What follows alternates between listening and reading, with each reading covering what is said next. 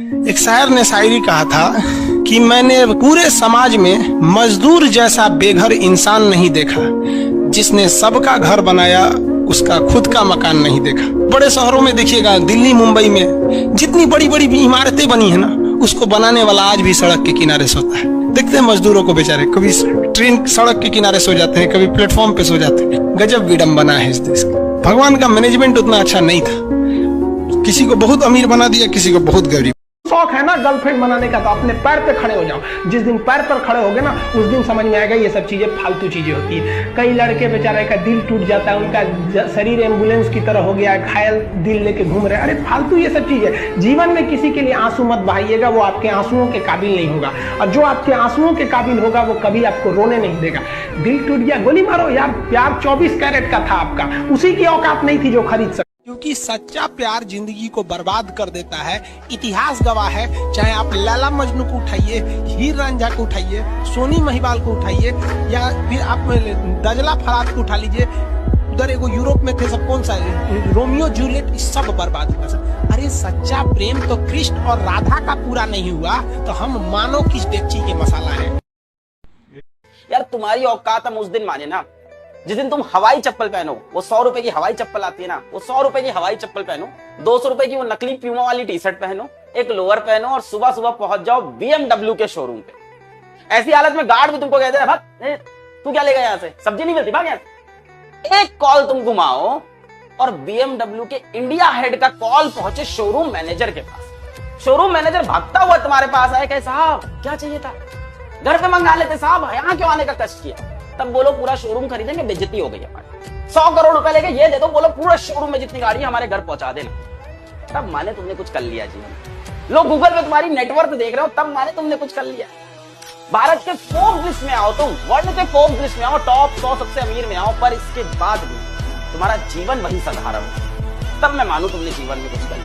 तुम लड़का हो, याद रखो, कोई तुम्हारी पर्सनालिटी नहीं देखेगा, कोई तुम्हारी इमोशन नहीं देखेगा, कोई तुम्हारा दुख दर्द नहीं समझेगा। कोई पूछेगा तो बस यही पूछेगा कितना कमाते हो। समझ आ गया कि नहीं आ गया? तुम रो, गाओ, जियो, हंसो, कुछ भी करो, लड़का हो बाबू। याद रखना, जिस तरह से बैल की जिम्मेदारी होती है ना, खींचना पूरे पीछे गाड़ी को, उस तरह आपकी जिम्मेदारी है, परिवार को खींचना ही पड़ेगा। ट्रू रियलिटी है बाबू। राह संघर्ष की जो चलता है, राह संघर्ष की जो चलता है, वही संसार को बदलता है।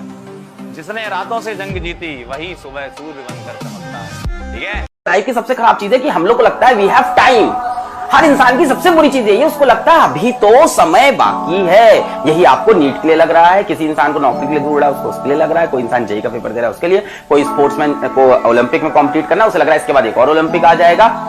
हम में से हर कोई ये सबसे बड़ी गलती करता है कि अभी समय है। बेटा समय नहीं है, कल हम ट्रक के नीचे आ सकते हैं, हम भी मर सकते हैं। समय नहीं है। सबसे बड़ा मिसकंसेप्शन इस वर्ल्ड का है that we have time, we don't have time. जीवन में कभी कभी ऐसा वक्त आता है जब आपको अपने जिंदगी में सबसे प्यारी चीज और जिम्मेदारियों को बीच में चुनना पड़ता है। दिल कहता है कि अपनी सबसे प्यारी चीज को चुन लो, पर दिमाग कहता है कि अपनी जिम्मेदारियों को अपना लो। कभी कभी तो मन करता है कि सब कुछ छोड़ छाड़ के वापस चले जाओ, पापा का चेहरा sorry sir, I am start feeling depressed. आर्थिक स्थिति ठीक ना हमारी, तो रोटी के बारे में सोचूं, बापू की ये कोचिंग के बारे में सोचूं। बाकी मोहल्ले के लौंडों के जैसे सड़क पे आवारागर्दी तो नहीं कर रहा है, लंठाई तो नहीं कर रहा है। पढ़ाई पे ध्यान दिए होते तो अरे नहीं गया ध्यान पढ़ाई पे, नहीं समझता हमको, क्या करे, दिमाग कम है, क्या करे। ऐसा करेंगे पापा। तुमको नौकरी नहीं छोड़ना चाहिए था मही। पापा नहीं। इसमें से आपसे कोई क्वेश्चन पूछे कि कई बार आप ऐसे भी टॉपिक्स टच करते हैं जो थोड़े से कंट्रोवर्शियल है या थोड़े से सेंसिटिव है, जिसके ऊपर बात करने की हिम्मत आई थिंक बहुत ही कम लोगों में है। तो आपको कभी ये नहीं लगता है कि कहीं ज्यादा तो नहीं हो रहा है, इसको थोड़ा रोक देते हैं, थोड़ा कम कर देते हैं, क्योंकि कोई लाइन ही नहीं है वैसे तो बोलने को, तो आप कुछ भी बोल दो, कितना भी बोल दो। हुई है कंट्रोवर्सी बहुत बार। एक्चुअली बचपन से हमको फौज में जाना था, और फौज वालों के लिए ये सब मायने नहीं रखता, उसको करना है मतलब करना है, तुम सामने कुछ भी रहो, डजंट मैटर। कामयाबी के नशे में तुम इतना खो गए हो, तुम भी औरों की तरह मतलबी हो गए हो।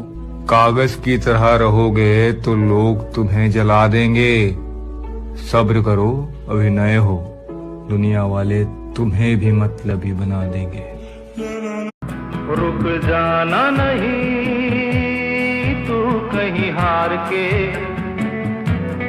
कांटों पे चल के मिलेंगे साए बाहर के।